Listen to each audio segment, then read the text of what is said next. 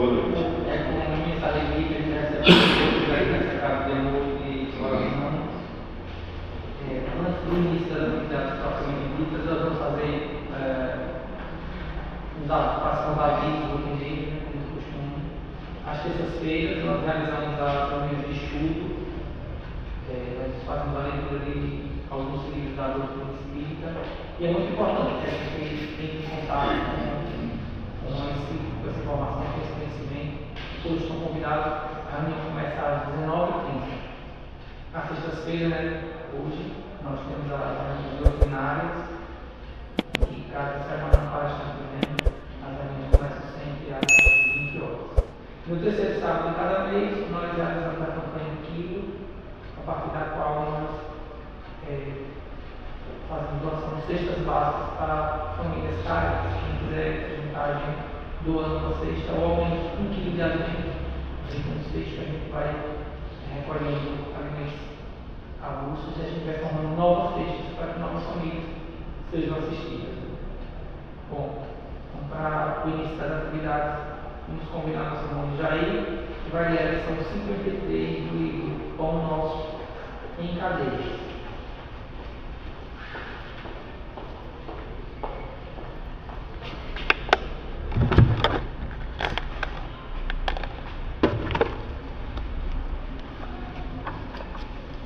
Boa noite. Em cadeias, pelo qual sou embaixador em cadeias, para que possa falar dele livremente, como que me convém falar. Paulo, Efésios 6:20. Observamos nesta passagem o apóstolo dos gentios numa afirmativa que parece contraditória à primeira vista. Paulo alega condição de emissário em cadeias e, simultaneamente, declara que isto ocorre para que possa servir ao Evangelho livremente quanto convinha. O grande trabalhador dirigia-se aos companheiros de Éfeso, referindo-se à sua angustiosa situação de prisioneiro das autoridades romanas. Entretanto, por isto mesmo, em vista do difícil testemunho, trazia o espírito mais livre para o serviço que lhe competia realizar. O quadro é significativo para quantos pretendem a independência econômico-financeira ou demasiada liberdade no mundo, a fim de exemplificarem os ensinamentos evangélicos. Há muita gente que declara aguardar os dias de abundância material e as facilidades terrestres para atenderem ao idealismo cristão. Isto, contudo, é contrassenso. O serviço de Jesus destina-se a todo lugar. Paulo, entre cadeias, se sentia mais livre na pregação da verdade. Naturalmente, nem todos os discípulos estarão atravessando esses montes culminantes do testemunho. Todos, porém, sem distinção, trazem consigo as santas algemas das obrigações diárias do lar, no trabalho comum, na rotina das horas, no centro da sociedade e da família. Ninguém, portanto, tente quebrar as cadeias em que se encontra, na mentirosa suposição de que se candidatará a melhor posto nas oficinas do Cristo. Somente o dever bem cumprido nos confere acesso à legítima liberdade. Que assim seja. Então, a leitura do Evangelho, capítulo... Fernando. Para a prece inicial, eu vou convidando assim no momento de hoje.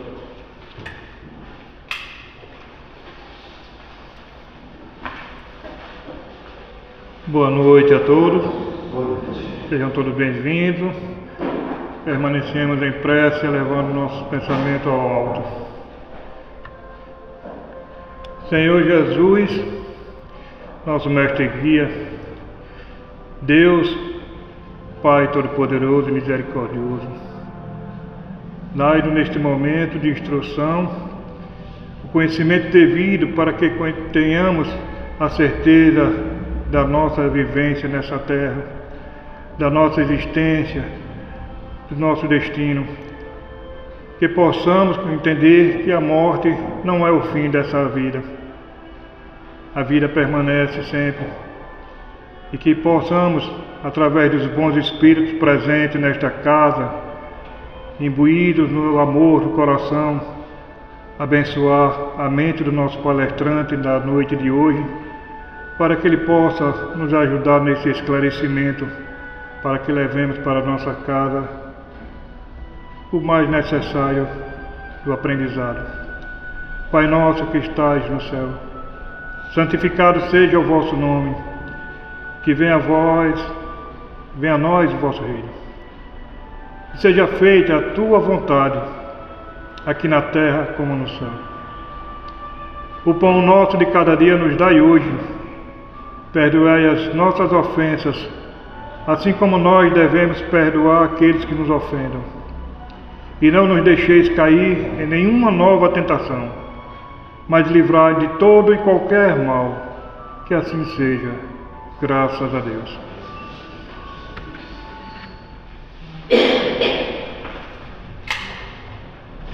Agora sim, para a leitura do Evangelho segundo o Espiritismo, capítulo 4, ninguém pode ver o reino de Deus senão nascer de novo.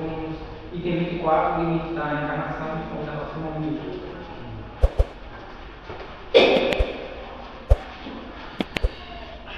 Boa noite. Limites da encarnação. Um texto de São Luís, em Paris, em 1859. Quais são os limites da encarnação? A encarnação tem, propriamente falando, limites nitidamente traçados. Se por isto se entende o envoltório que constitui o corpo do espírito, pois a materialidade desse envoltório diminui à medida que o espírito se purifica. Em certos mundos mais avançados que a Terra, ele já se apresenta menos compacto, menos pesado e menos grosseiro, e, consequentemente, menos sujeito a vicissitudes. Num grau mais elevado, desmaterializa-se e acaba por se confundir com o perispírito. De acordo com o mundo a que o espírito é chamado a viver, ele se reveste do envoltório apropriado à natureza desse mundo. O perispírito mesmo sofre transformações sucessivas, eteriza-se mais e mais, até a purificação completa que constitui a natureza dos espíritos puros. Se mundos especiais estão destinados, como estações, aos espíritos mais avançados, estes não ficam sujeitos a eles, como nos mundos inferiores. O estado de libertação que já atingiram permitem-lhes viajar para toda parte, onde quer que sejam chamados pelas missões que lhes foram confiadas. Se considerarmos a encarnação do ponto de vista material, tal como a vemos na Terra, podemos dizer que ela se limita aos mundos inferiores. Depende do espírito, portanto, libertar-se mais ou menos rapidamente da encarnação, trabalhando pela sua purificação. Temos ainda a considerar que, no estado de erraticidade, ou seja, no intervalo das existências corporais, a situação do espírito está em relação com a natureza do mundo a que o liga o seu grau de adiantamento. Assim, na erraticidade, ela é mais ou menos feliz, livre e esclarecido, segundo for mais ou menos desmaterializado. Que assim seja. Eu diria que nós convidamos nosso irmão Dudu, Eduardo, Dudu, para os íntimos. O vereador Paulo vai falar para a gente sobre um tema bem importante, bem intrigante em relação ao espiritismo e à vida em geral. Quem tem medo da morte? Bom, turma, depois de uma de um longa estádio ausente, né? Dente, não sei o quê. A gente vai amadurecendo e os dentes começam a cobrar da gente não sei de quê, né, turma? É interessante. Hoje eu trago um tema para nós estudarmos aqui e gostaria de começar esse tema fazendo uma pergunta. E que vocês, quem quiser, seja bem tranquilo, seja direto. A pergunta é a seguinte: quem aqui, dentre vocês, tem medo da morte? A pergunta, o sequencial era pedir, que ótimo, que levantou a mão, né? Muita gente não levanta a mão porque não quer dizer que tem medo, tudo, mas turma, olha, o medo da morte é um sentimento, é universal, ele é universal. A maioria das pessoas, mas é a grande maioria, tem medo da morte. E a gente vai e faz uma pergunta, mas por que esse medo, né? Por que esse medo? E o que é que vocês gostariam de haver essa interação entre nós? O que é que vocês acham que as pessoas têm medo? Daqui a pouco a gente vai explorar isso aqui na nossa conversa. Por quê? Porque medo, independente do pé, é o medo do desconhecido. É o medo do desconhecido? Olha, é o medo do desconhecido. Eu vou aproveitar a resposta dela para fazer aqui um comentário. 15 dias atrás, eu fui a Itabaiana, no dia de domingo à noite, dar uma palestra, ajudar, claro, participar, aprender e passar para os outros, lá no Joana de Ângeles, porque eu só tenho vago nos meus dia a dia, não que eu seja alguém importante, não é isso. É porque eu só tenho vago nas sextas, quintas, não posso, sexta e domingo, porque todos os outros dias da semana tem trabalho na Casa Espírita. E lá chegando na Joana de Ângeles, o nosso bate-papo lá, e eu passei alguma coisa sobre morrer. E aí eu fiz essa pergunta, não foi o tema aqui, não foi, mas tinha a ver com o tema. Eu perguntei às pessoas que estavam presentes, quem de vocês aqui tem medo de morte? Aí um trabalhador espírita, eu tenho medo da morte. E por que você tem medo da morte? Né? Questionamento. A nossa irmã lhe diz o desconhecido. Aí eu disse a ele, como a gente pode dizer que tem medo da morte pelo desconhecido? Quantas vezes nós já reencarnamos? O que é a doutrina dos espíritos, essa ciência, porque inicialmente é uma ciência, nos ensina sobre a morte? Então, nesse bate-papo nosso, a gente vai ver realmente o que é efetivamente a morte. E o que a gente tem como objetivo aqui, Tom, é quebrar um pouco esse estigma aí, quebrar um pouco esse medo, né, que as pessoas têm.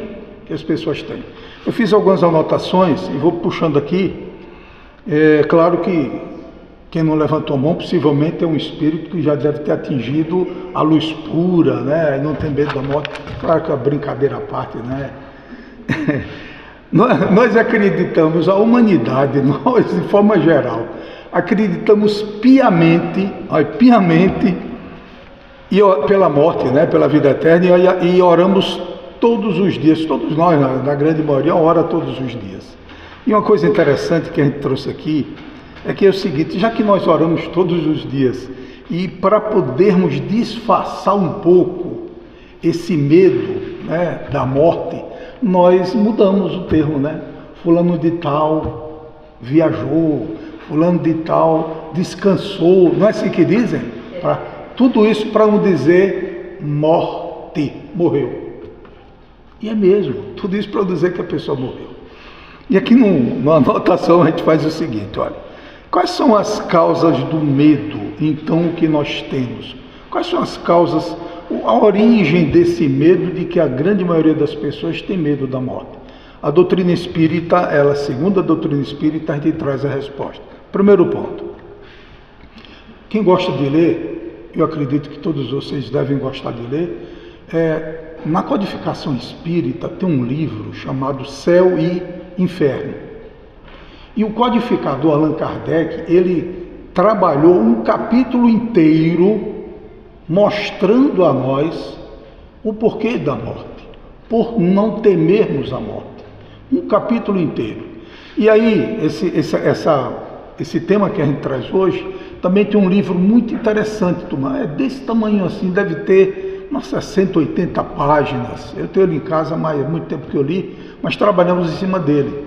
Puxamos algumas informações dele. É de Richard Simonetti.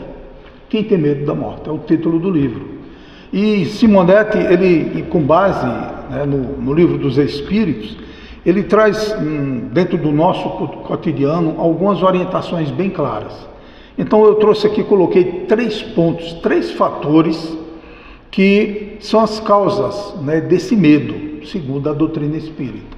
Primeiro fator, pego a carona no que ela disse nesse instante: medo do desconhecido. É uma das causas. Agora vejam por quê, olha. O ser humano tem pavor do escuro, daquilo que não consegue controlar ou prever. Como, por exemplo, como é o além? Para onde é que eu vou? Nós espíritas, nós cristãos, não deveríamos ter esse medo com base no desconhecido. Porque a doutrina dos Espíritos, ela nos dá um caminho, né, cimentado, fortalecido, clarificado, para que nós saibamos realmente enfrentar toda essa questão e não colocarmos esse termo desconhecido como uma desculpa do medo. Porque a doutrina nos ensina que nós somos espíritos imortais, não somos eternos, porque é eterno só o Criador. Nós tivemos origem, que foi a criação do Pai Maior, nos desenvolvemos, obviamente, vamos desencarnar tantas vezes sejam necessárias, inclusive hoje aqui no tema da leitura saiu alguma coisa sobre isso, e a cada desencarne, a cada nova experiência, é importante que nós aproveitemos essas experiências da reencarnação para que vençamos a nós mesmos. Não tem que ter medo de vencer o que está lá fora, eu não tenho que ter medo do desconhecido, porque na verdade não é desconhecido. O mundo espiritual não é desconhecido. Existe um espírito que foi um cientista muito famoso, brasileiro. Ele desencarna em virtude dos excessos das noitadas, mas quando se recupera no mundo espiritual, ele nos traz nos 13 livros iniciais dele a vida espiritual. André Luiz. E ele nos mostra o que é o mundo espiritual ao nosso alcance. E ele viveu numa colônia que é umbralina. A colônia Nosso Léo é uma colônia umbralina, localizada ali sobre o Rio de Janeiro, aquela região dali, Rio, parte de São Paulo, de Minas, por ali. Ele nos mostra isso. Quem quiser conhecer um pouco mais do mundo espiritual, é só dar uma lida nos livros dele, né? É muito interessante isso. Então, medo do desconhecido, a gente não tem porquê. E esse amigo lá de Itabaiana, esse trabalhador espírita, eu disse, esse medo você não pode dizer que é do desconhecido, porque ele alegou o desconhecido também. Porque você tem conhecimento, você tem conhecimento, e todos nós temos. Quando a gente vem à casa espírita, o que é que os espíritos benfeitores nos dizem? Quem adentra a casa espírita não pode mais colocar como desculpa, eu não sabia, porque é verdade isso. Nós somos espíritos milenares, ninguém aqui tem 60, 70, como eu, 16 anos não, Nós somos espíritos milenares e já vivemos, revivemos em muitos lugares do nosso planeta, em outros mundos também, e estamos nesse mundo agora, em processo de regeneração, e trazemos toda uma bagagem das experiências vivenciadas em outros e nesse mundo daqui, né? E nesse mundo daqui. Por que isso aí? É a questão do desconhecido. Eu vou contar algo aqui de minha particularidade. Foi minha particularidade. Logo depois que a pandemia passou, entre aspas, que continuei viva do mesmo jeito, nos trabalhos de mediunidade, uma trabalhadora que é psicógrafa, ela no final dos trabalhos, a gente encerra tal, diz, alguém tem algo a passar, dos trabalhadores que estão ali, dá oportunidade a cada um falar. Eu tive essa segunda experiência, tal. E ela disse, eu tenho uma mensagem aqui. Posso passar? Diz, pode. Acender a lâmpada da sala de trabalhos mediúnicos. E ela começou a leitura de alguém que relatava que ele tinha sido um general e trabalhava com outra pessoa. que era eu no caso, que era o outro da mesma patente dele. Só que eu era o superior dele. E ele usufruía da patente, da autoridade que tinha para levar vantagem sobre as pessoas. E no caso da minha pessoa, eu não aceitava isso. Eu não vivia dessa forma. E ele foi destituído da função da patente dele em virtude das falcatruas que tinha feito. Ele mesmo relatando isso. E que no momento que ele perde aquela patente, ele desenvolve, desperta em relação à minha pessoa um ódio. E me persegue, eu aquele tempo todo, até aquele dia que ele estava lá em Frei Paulo, contando a história dele, no final pedindo as desculpas dele. E ele conta ali, agora eu estou cansado, não consigo lhe atingir, ele diz, não consigo lhe atingir, e gostaria que pedir desculpas e que você pudesse me auxiliar. E ele foi ajudado, foi socorrido, se libertou e está caminhando por aí afora, né? Está vivendo, está crescendo espiritualmente. Claro que a gente, né, Allan Kardec traz uma questão muito interessante no Livro dos Espíritos, quando ele faz uma questão, que todas elas são muito inteligentes, ao espírito superior que está atendendo a ele, como é que nós podemos identificar quem fomos nós no passado? Né? Obviamente que a resposta do espírito superior, não, Mesquita foi João Mesquita, nesse sentido, não foi fulano de tal, não é isso. Ele disse, olha, procure observar as suas tendências, porque mesmo, né? As nossas tendências morais, as nossas tendências de gosto, de sentimentos, de pensamentos, revelam quem fomos nós no passado. E aí esse desconhecido a gente passa a ser uma desculpa, claro, dentro da condição de cada um, passa a ser uma desculpa, porque todos nós temos, querendo ou não, esse conhecimento. Segundo fator da causa do medo, segundo a doutrina espírita, o medo da separação. Nós temos medo de nos separarmos de quem a gente ama. Nós temos medo de nos separarmos dos projetos construídos que nós detemos. Sua fazenda, sua casa, sua posição social, seu carro e assim seus filhos, sua esposa, esposo e assim por diante. Então, o segundo fator que a gente traz aqui, elencado, é exatamente esse medo da separação. Agora, por que termos medo da separação? Por que termos medo da separação? Não deveríamos ter, porque ninguém, na verdade, se separa. É apenas uma passagem de um estado vibracional para o outro. E quando possível, se os nossos entes queridos estiverem bem, e nós também, nos encontramos nos desdobramentos através do sono físico. Porque o sono físico, ele vai descansar o corpo físico. É o descanso orgânico. Nós, espíritos, não precisamos descansar nesse sentido daí. Então é muito comum,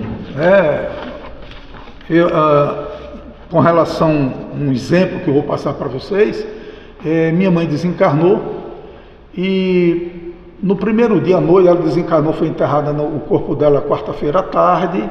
À noite nós fomos à casa espírita trabalhar, trabalhamos e adentramos no final dos trabalhos para a prece final. E na hora da prece final, a nossa irmã clarividente diz, Eduardo, na frente da casa de vocês, que eu moro num sítio, o sítio hoje é dentro da cidade já, tem uma faixa bem luminosa, todo aquele que cumpre sua missão retorna ao Pai. Ele se referia àquela que foi minha mãe, orgânica aqui. E na mesma noite, desdobrado, eu fui levado a uma estância de descanso, uma rampa muito bonita lá, um hospital, tipo um hospital, era uma casa de descanso.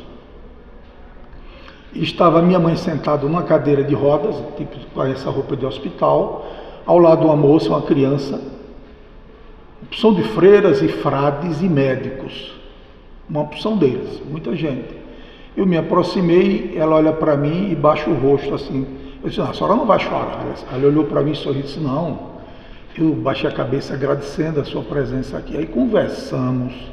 A menina que estava do meu lado, eu queria saber quem era. Ela disse que ela que foi sua irmã. Foi depois de mim, ela desencarnou, era mais nova. Né?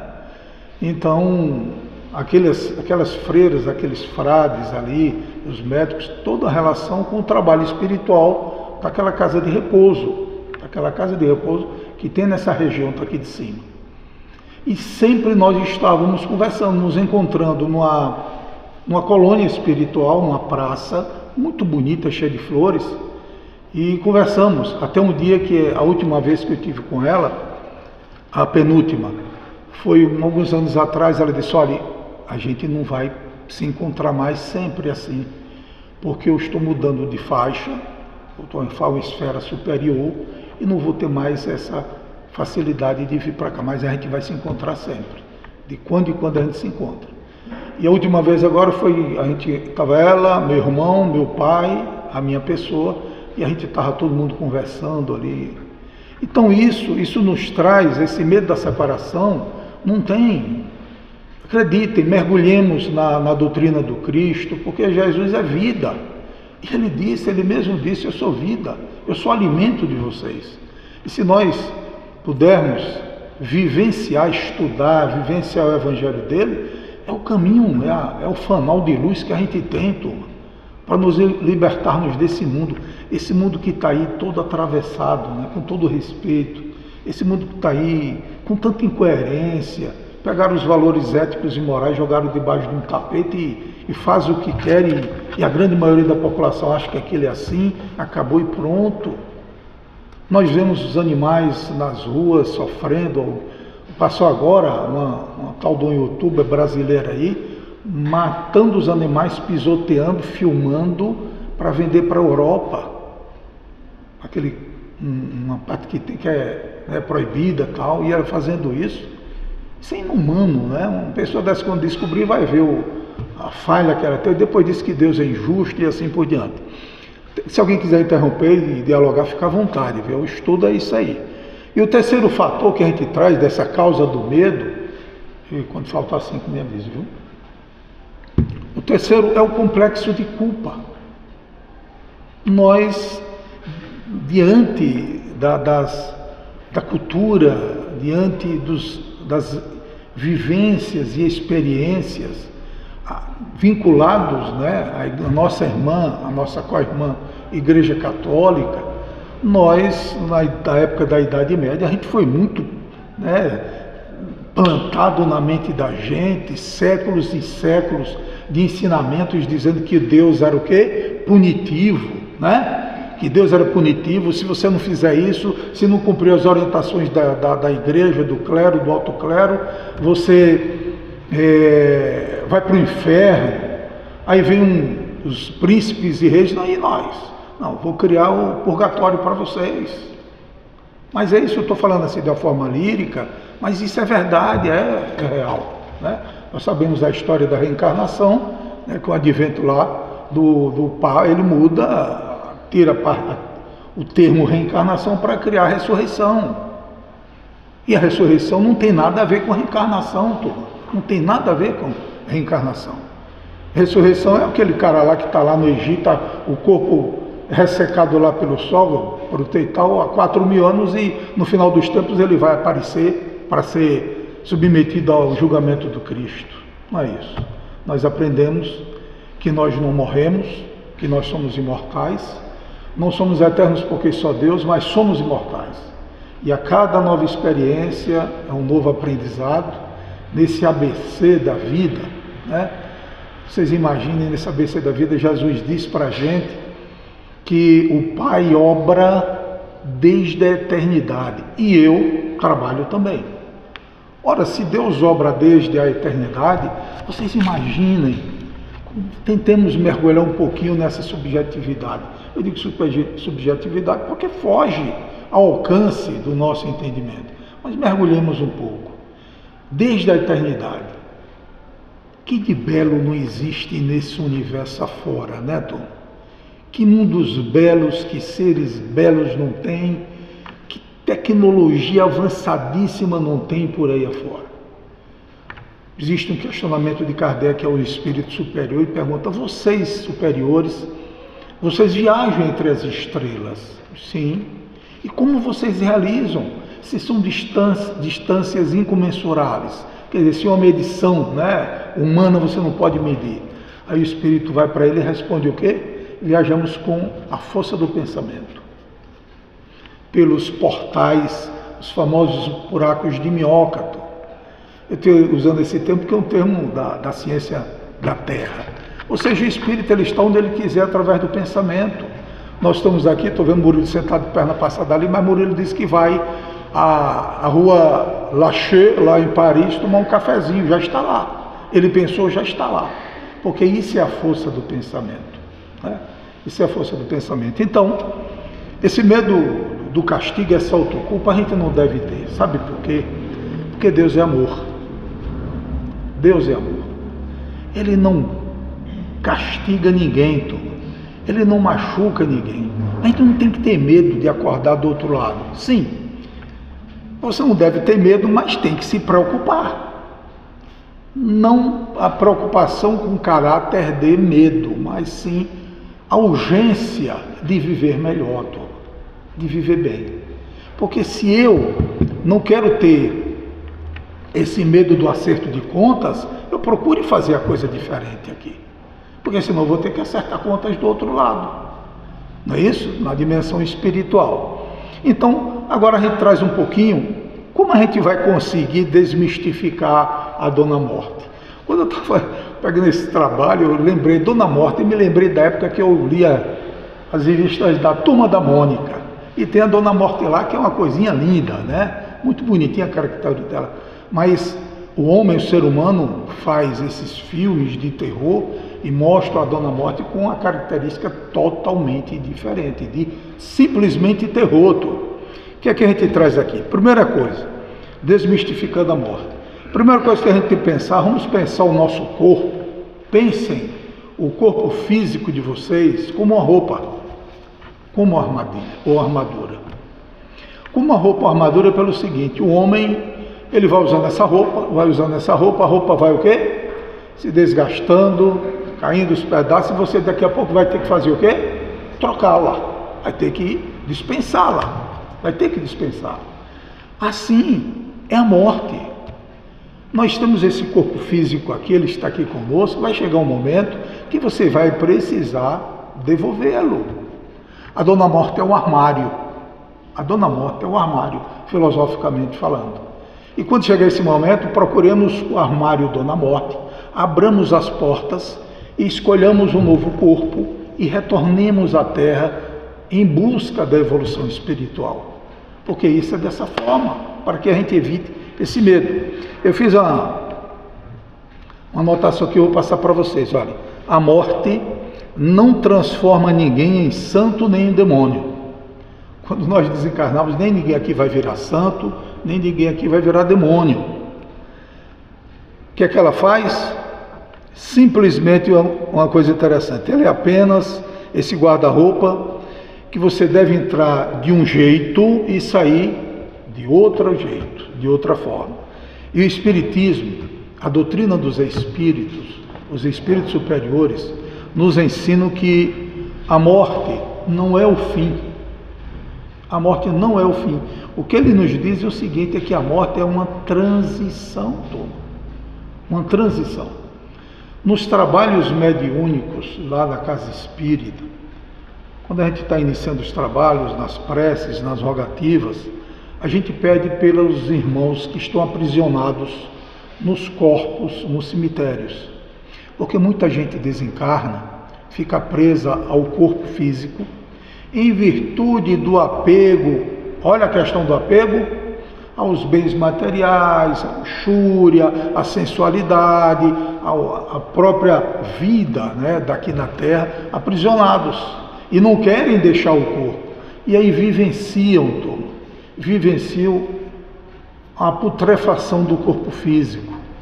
Então, nesse trabalho mediúnico, especialmente, a gente estava trabalhando, e a nossa irmã clarividente disse assim: Eduardo, tem um senhor na praça da igreja ali, lá de Frei Paulo, aquela praça, tem um senhor que está correndo na calçada e um bando de entidades atrás dele. Vamos pegá-lo, eles diziam isso. E esse senhor está com a parte do estômago aqui, do abdômen, aberto, e caem germes Caem germes, ele correndo e os germes caindo. E mentalmente, na mesma hora, chegou quem era a pessoa. Então nós fizemos mentalmente uma rogativa de socorro para ele, para que ele fosse socorrido. Por que isso, Tom? Esse senhor em Frei Paulo, quando estava encarnado, era um dos homens mais ricos de Frei Paulo. Tinha mais de 10 fazendas. Era um homem riquíssimo, riquíssimo. Desencarna, vai para o mundo espiritual e aí encontra a realidade. Encontra a realidade. Assim seremos todos nós. Devemos nos preparar melhor, saber que essa morte ela não deve ser o fim, e sim uma transição, nos preparar melhor, pensamentos, trabalhar esses pensamentos nossos, esses sentimentos e assim por diante, tá bom?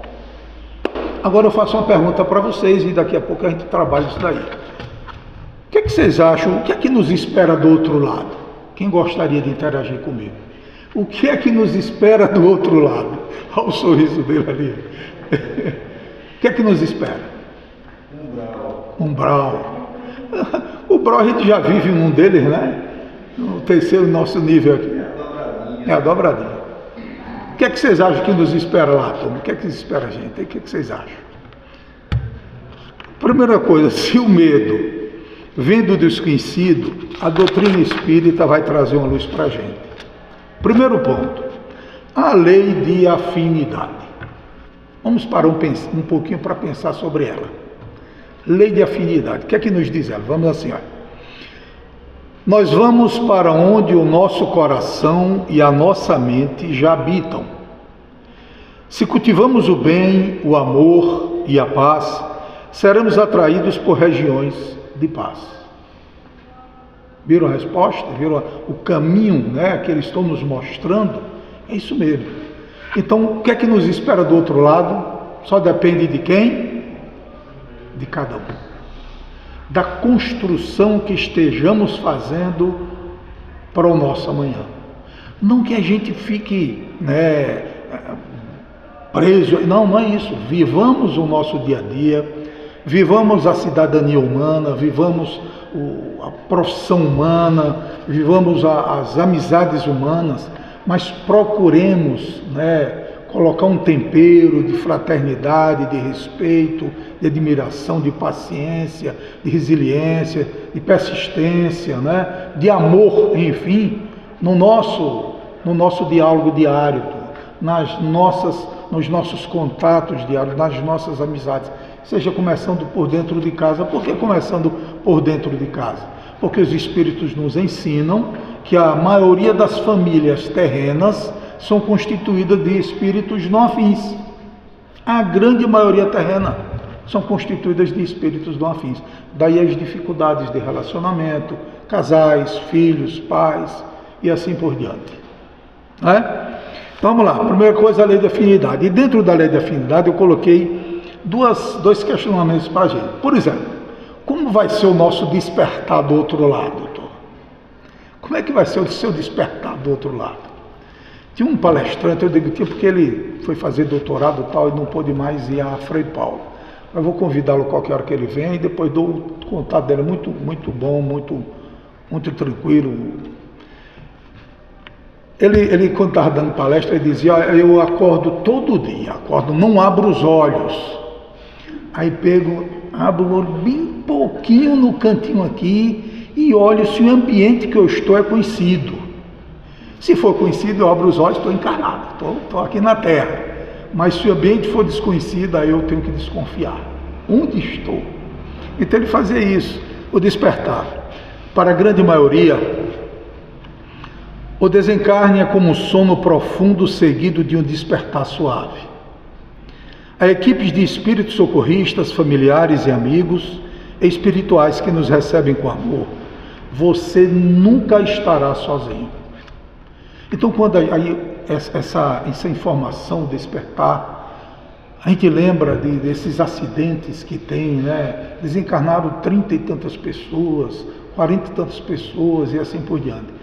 Muitos, está ali a equipe, a espiritualidade superior, eles têm a presciência. Jesus tem a presciência. Ele governa o planeta Terra, né? Ele tem os seus ministros, seus auxiliares. As equipes socorristas antecipadamente já vão para o local, preparam todo o ambiente, fazem a higienização de todo o ambiente do local do acidente, onde vão desencarnar as pessoas, aguardando o desencarne. Desencarnou, todos serão atendidos. Agora a pergunta é, todos serão socorridos? Não, porque depende de cada um. Tem pessoas que se desesperam, perdem o controle e não conseguem perceber que tem socorristas do lado. Né? O sentimento, a mente, tudo isso. Mas todos serão assistidos. Somos filhos do Criador do Universo, né? E Ele nos ama. Se nós que somos pais e mães cuidamos dos nossos rebentos, imagina Ele que é o detentor de todas as virtudes da sua forma mais absoluta possível. Segundo ponto, a continuidade da vida. A continuidade da vida. No mundo espiritual, trabalha-se, estuda-se, ama-se. A vida lá é muito mais real, vibrante e dinâmica do que as nossas experiências materiais. Lá nós não temos novela das 6, das 7, da 8, não temos os telejornais quando só tem notícia ruim, não existe isso. Nas colônias espirituais, obviamente que nas colônias mais inferiores, a natureza é dentro daquilo que se pensa a sua maioria. Diante disso aqui, dessa questão da continuidade da vida, as colônias, tudo, ano passado, num dos nossos desdobramentos, estava comigo, conversando com ele assim, um jovem que foi espírita, desencarnou recentemente, e ele chegou para mim e disse, Dudu, me leve na casa de Gilmar do seu Dezinho. Eu disse, você quer falar com Gilmar, né? Eu disse, isso a gente estava na colônia. Eu disse, tá, então vamos comigo, fica lá do outro lado da praça, fomos caminhando, conversando, tal e tal, os dois, ele desencarnado, eu, claro, encarnado ainda, não se preocupe que não está aqui o espectro, não, sou encarnado. E eu levei ele até a casa onde Gilmar residia. Me aproximei, cheguei na esquina e disse, agora você vai virar a esquina e ele vai estar em pé na porta ali aguardando. Me despedi dele, retornei para o corpo e eles devem ter se encontrado, porque eram muitos amigos os dois. Mas muito, foram colegas inclusive no colégio agrícola. Né? Então, a continuidade da vida, turma, nós vamos, ninguém vai deixar vocês sozinhos, não. Nós façamos por onde que a gente vai desencarnar, claro, vai ter aquele momento de transição, porque é um despertar. Você desperta, se você fez a sua parte, você vai acordar bem, vai ver seus entes queridos, seus amigos, seu amigo espiritual chamado anjo da guarda, e vão te pegar, você dentro da sua condição, do seu merecimento, vai ser assistido, atendido, e depois terá a oportunidade de continuar a sua caminhada. Um determinado dia lá no trabalho mediúnico de desobsessão, o coordenador espiritual, que é o irmão Miguel, ele, no final, através do médium, psicofonia, disse, olha, vocês trabalhadores desta casa, assim aqui também, a mesma coisa, né? Vocês trabalhadores dessa casa que, quando desencarnarem, terão a oportunidade de optarem, para aqueles que têm seu mérito, de optarem por permanecerem trabalhando na casa ou em outro local. Então, só depende da gente. Então. Na verdade, só depende. A gente não precisa vamos desmistificar essa questão da morte, né? Vamos pensar na morte como aquela morte lá do gibizinho, da Turma da Mônica. Vamos pensar na morte como um armário que a gente vai encontrar e colocar uma roupa nova. Corpo espiritual, perispírito. Leu-se aqui hoje a mensagem, o menino fez ali, tudo, a maioria sobre o perispírito, é um tema bom de se conversar, né? E daqui a 10, né?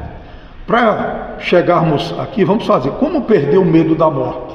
Como é que a gente deve perder o medo da morte? O que é que vocês acham? Hoje, a partir de hoje, como é que a gente deve perder o medo da morte? Quem gostaria de interagir? Fala, Mesquita. Você abriu a boca, queria falar, depois fechou. Então foi o sono, abriu a boca, o sono, né? Brincadeira, Mesquita.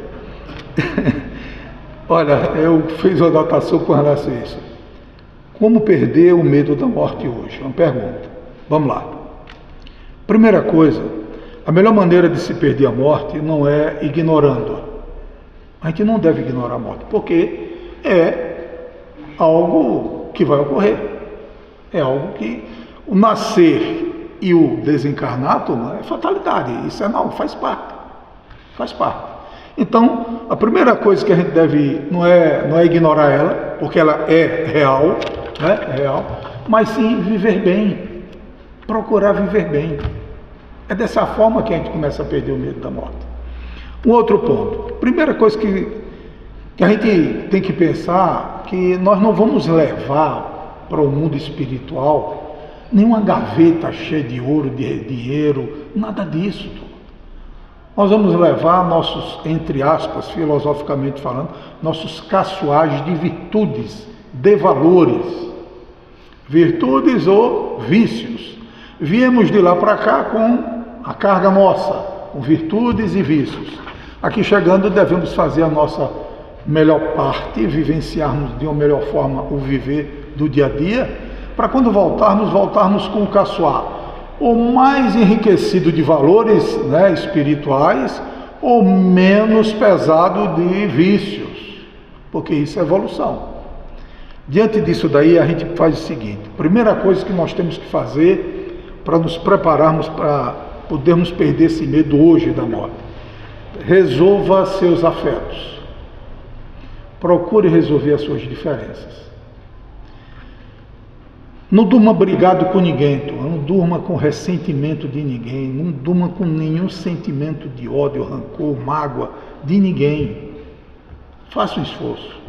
Procurem viver sem ter esses sentimentos de mágoa, de rancor, de ódio, que é perigosíssimo isso daí.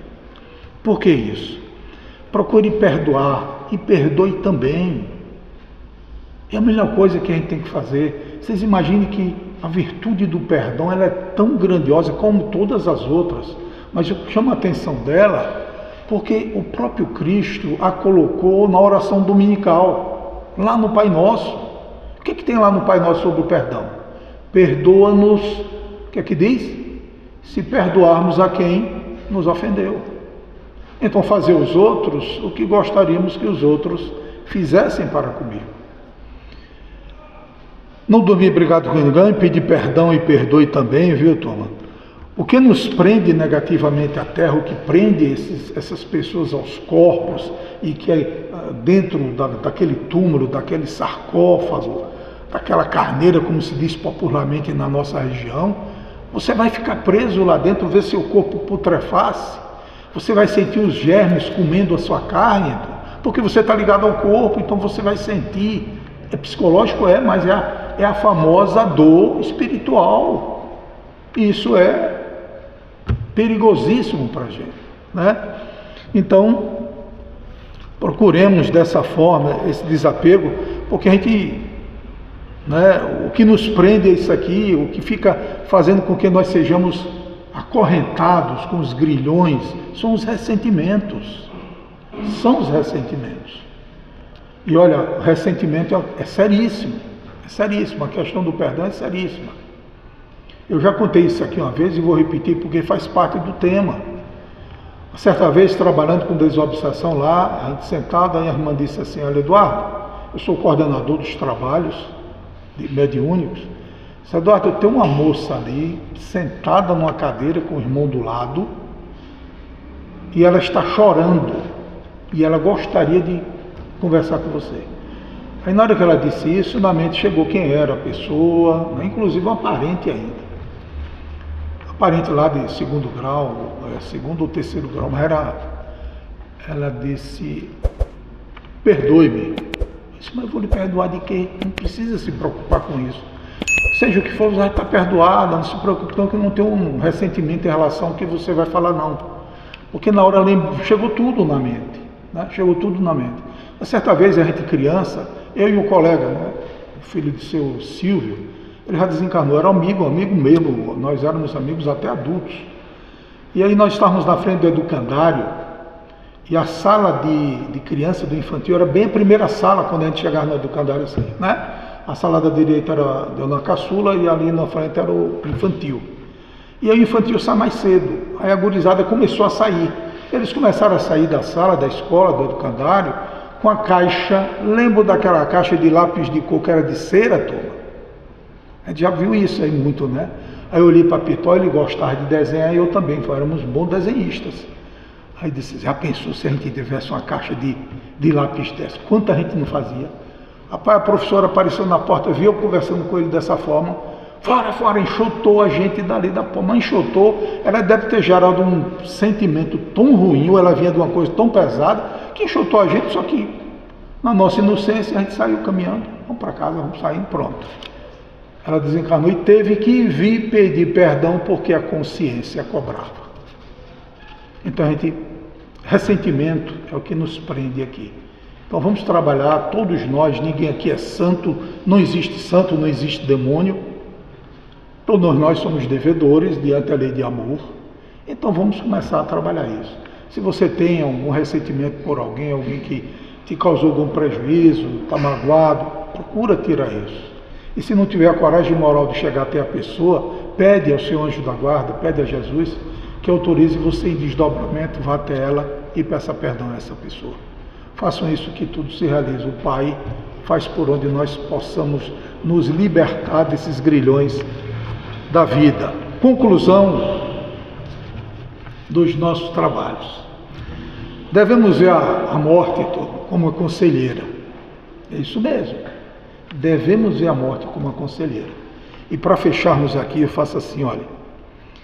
Para que nós possamos olhar para a transição final, para a morte, como dizem, não como inimigo ou inimiga que nos rouba a vida, mas como uma conselheira silenciosa que nos lembra a importância de cada segundo. Quem tem medo da morte, na verdade, tem medo de não ter vivido direito. Quando Jesus disse, na casa do meu Pai há muitas moradas, Ele estava nos garantindo que a vida continua, soberana e bela, no além-túmulo. Que possamos caminhar na terra com os pés firmes no dever, as mãos da caridade e o coração leve, sabendo que o adeus deste mundo é, na verdade, o bem-vindo no mundo espiritual. Para terminarmos agora, uma reflexão. E peço que quem quiser fechar os olhos, fechem, que eu vou passar a reflexão para vocês e vocês vão refletir. Viva de tal forma que, quando a carruagem da morte chegar para buscá-lo, você possa entrar nela não como prisioneiro assustado, mas como passageiro consciente, pronto para voltar para casa. A todos um grande abraço e até lá na carruagem da nossa conselheira, a irmã Morte. Até a próxima, muita paz. As palestras do Dudu são sempre muito interessantes e muito instrutivas, né? E ele falou no final uma frase que me chamou muita atenção. Quem tem medo da morte tem medo porque sabe que não fez o dever de casa, não viveu direito como deveria ter vivido. E é por conta disso, essa questão consciencial, né? De, meu Deus do céu, por ele não ter feito, o que é que está preparado para o caminho do outro lado, né? E aí, se a gente for levar em consideração tudo que ele falou, eu fiquei analisando, sabe, Dudu? E aí eu pensei em 3 aspectos do que ele disse que tem muita relevância para essa temática da morte. O primeiro é a necessidade da gente se instruir sobre o que significa a morte. Porque aqui na Casa Espírita a gente faz esse trabalho bem bacana, né? Quem participa dos estudos sabe bem disso. O segundo aspecto é a gente tentar se melhorar, como ele bem colocou. Porque se a gente não se melhorar, não ter vivido direito, a gente sabe das consequências que virão, né? E o terceiro aspecto é, que ele também falou, nós não estamos sozinhos, a gente tem que ter fé em Deus. E do outro lado, a gente vai ser super amparado e a gente um dia vai estar amparando os filhos aí depois. Dudu, Deus abençoe. Palestra maravilhosa. Todos nós. Volte logo do Deus.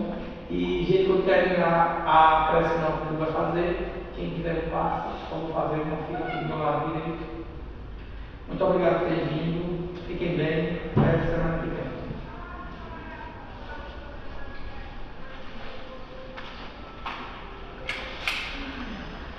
Amados irmãos em Cristo, que a doce paz do Nazareno, guia e modelo da humanidade, nosso Mestre, nosso Senhor, o nosso alimento espiritual, que nos legou esse tesouro incalculável e inesgotável de conhecimentos, que é o Evangelho redivivo. Permita-nos, Senhor, que mergulhemos cada vez mais nesses ensinamentos e transformemos em nós mesmos os valores que nós cultuamos há milênios e que na grande maioria são equivocados. Mas é chegado o momento do convite, nessa transição de grandeza e de oportunidades, que possamos mudar de fato, de dentro para fora, em outras palavras, reformando-nos intimamente. Que a luz de Maria de Nazaré, esse Espírito grandioso, ilumine a cada um de nós, encarnados e desencarnados, e que retornemos aos nossos lares portando vibrações de paz, de luz e de harmonia. E lá chegando, possamos espargir, possamos distribuir com todos aqueles que convivem conosco, seja na carne ou no espírito. Até breve e que Deus seja louvado.